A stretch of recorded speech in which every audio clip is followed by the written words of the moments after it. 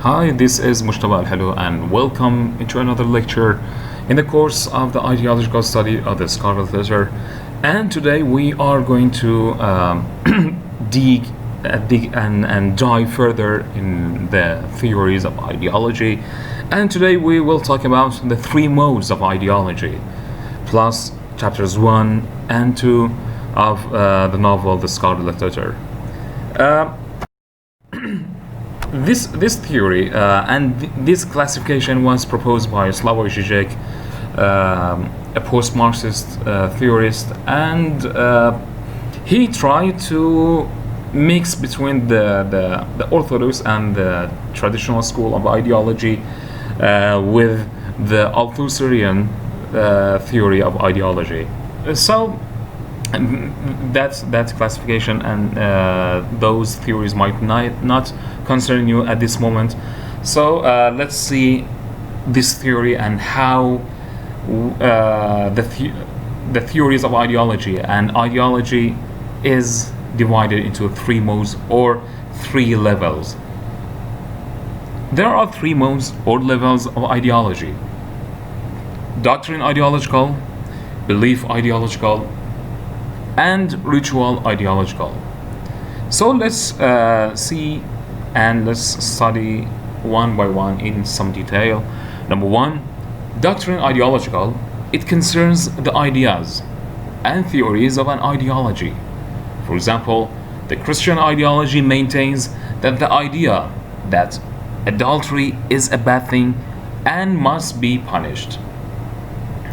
So in the Christian world, adultery is something bad. It is forbidden, and people should not do it. Of course, this idea might have changed so much at this day, and it's part of the tradition, and people no longer abide to this idea. But in Orthodox societies, people still do not do adultery outside the circle and the cage of marriage. So, in theory, in doctrine ideological, in the first level, in theory, which the level of theories, the level of ideas, the level of the mind, still we are in the mind, that adultery is something bad, as we will see in the novel, that Hester did adultery, so she must be punished. That's the idea. Still we are in the world of ideas. So level number one is the level of ideas, of theories, that something is bad, something is good. Number two, belief ideological. It designates the material or external manifestations and apparatuses of its doctrine. For example, the doctrine of Christianity is manifested and experienced in a Christian's everyday life, like school, job, and way of life. In level number two, we find the experience, the manifestation, the realization of those theories in level number one, that they are manifested, they are realized, they are practiced in our everyday life. For example, you might be Muslims, you might be Christians, Jews, you who are watching this lecture. So according to your belief, you try to practice those theories of your belief, of your ideology in your everyday life. That is the practical level, okay? That's the world of materialism. That's where ideology comes into realization, comes into a practical level in your everyday life. That's called the belief ideological. That's level number two. And it might be found in school, in your job, in your way of life, in your house, in your driving, whatever you do. And of course, this might be a rephrasing of the Althusserian theories, that APS, okay? And level number three, it is ritual ideological. It refers to the internalization of a doctrine, the way it is experienced as spontaneous or natural. For example, the punishment of an adulteress in a Christian society is something natural and necessary. Sometimes it goes beyond mere practicing. it becomes a ritual. That theory in level number 1, it becomes a ritual in your everyday life. For example, going to the church every Sunday, it is a ritual. Going to mosque, it is a ritual. Going to, for example, doing something religious, it has become a ritual in your life. That's the ultimate mode of ideology. That's the ultimate level of ideology. And it tends to be so natural in your society. For example, no one will look at you in a strange way when you go to the church every Sunday, or no one will blame you when you go to the mosque at your neighborhood. Okay, so that, because that is something ritualistic. Okay, it has become something as ritual.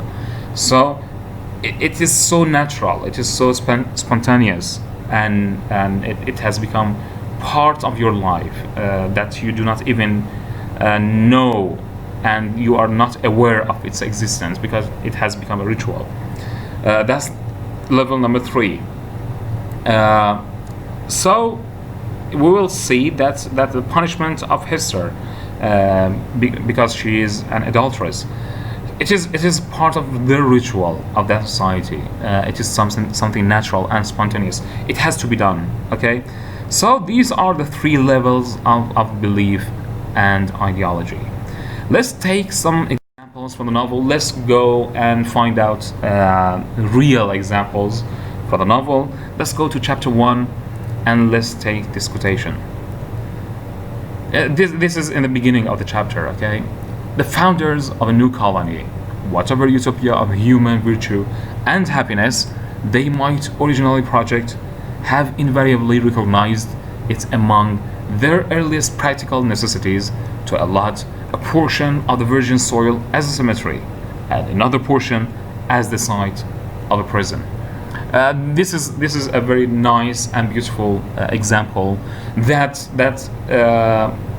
reflects the theory that we have just studied, those 3 levels of ideology.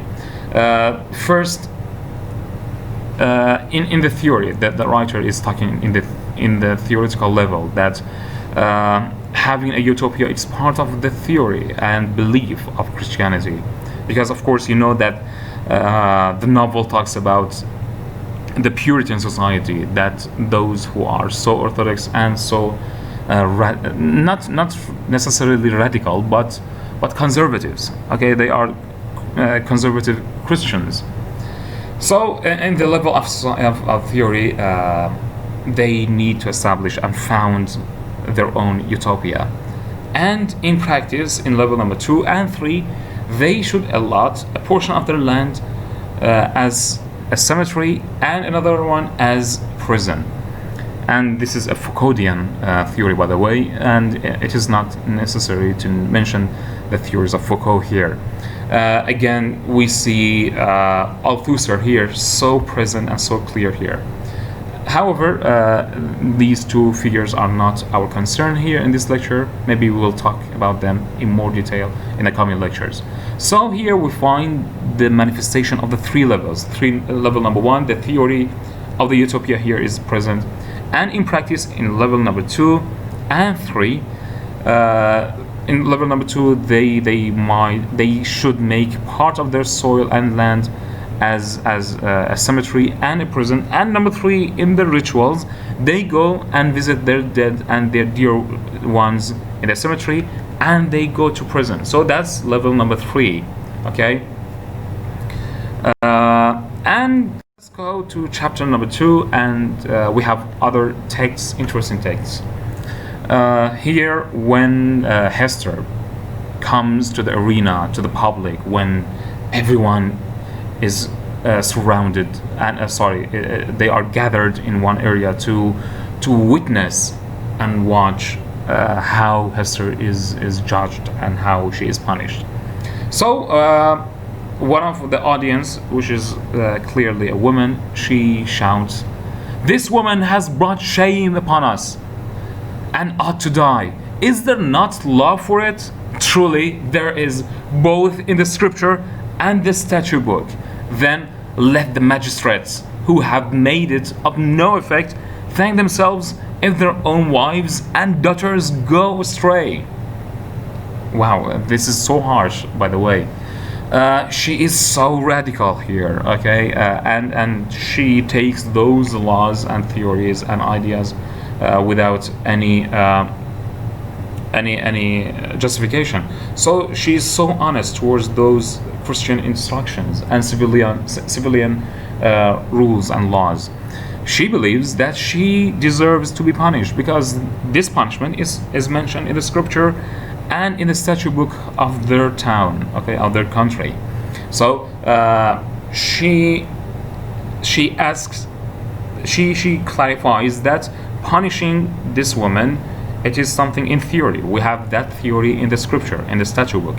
So we should move on to level number 2 and to find it on the real ground. And number 3, let's go to level number 3 and to realize as a ritual, to realize this punishment on this woman, okay? So she demands the magistrates, the ruler, the leader of that town, to move on from level number 1 of ideology into level number 2 and 3. Let's go to the next one. Of course, here another woman is shouting so angrily in the audience. Could it be true? She clutched the child so fiercely to her breast. Sorry, this is the comment of the writer himself. He is just contemplating with himself. Okay, this is not part of the audience. So this is the last paragraph of chapter number 2. It's really interesting and it's amazing, by the way. It could be true. Could it be true? She clutched the child so fiercely to her breast that it sent forth a cry. She turned her eyes downward at the Scarlet Letter and even touched it with her finger to assure herself that the infant and the shame were real. Yes, these were her realities. All else had vanished. This is amazing. This is one of the best manifestations of the theory of ideology. This is, Hawthorne had done a very beautiful job here in this paragraph, in this sentence. So they decided that they put letter A, Scarlet Letter A, on her breast, okay, on her gown, on the area of the chest, okay, as a reference to adultery, okay. A, it is the abbreviation of adultery, okay. That this is part of the punishment of Hester. If you have watched Game of Thrones, I think in season 6, I suppose, when the queen walked the walk of shame among people naked, okay. It is very, very similar to that idea, okay. So they believe that destroying your reputation, destroying your social status, it is the harshest punishment that people might give you, okay. So here the magistrate, the judges, okay, people believe that the best way to punish this girl, this woman, Hester, by imprinting letter A on her gown on the area of the chest, okay. So the author here in the last sentence, he says, yes, these were her realities, all else had vanished. This is a reference to the orthodox and the traditional theory of ideology, of Marxism, that ideologies tend to create our world, okay? Nothing really exists beyond ideology. Everything in our life, everything we do, everything we receive, we give, we create, we deal with in our life, everything in our life, literally, it is part of an ideology. So nothing can exist beyond ideology because we cannot handle something naked beyond ideology. We need ideologies to deal with reality. So this Christian ideology, this letter A, this punishment, this ideology of Christianity, it has become part of the reality of Hester. So he beautifully, admits that nothing really exists beyond this letter, beyond this punishment. So he says that everything vanished but this ideology of letter A on her chest. So thank you very much. We will continue in the coming lectures, and we will find out more interesting quotations and theories in the coming lectures. So please stay tuned, and bye bye.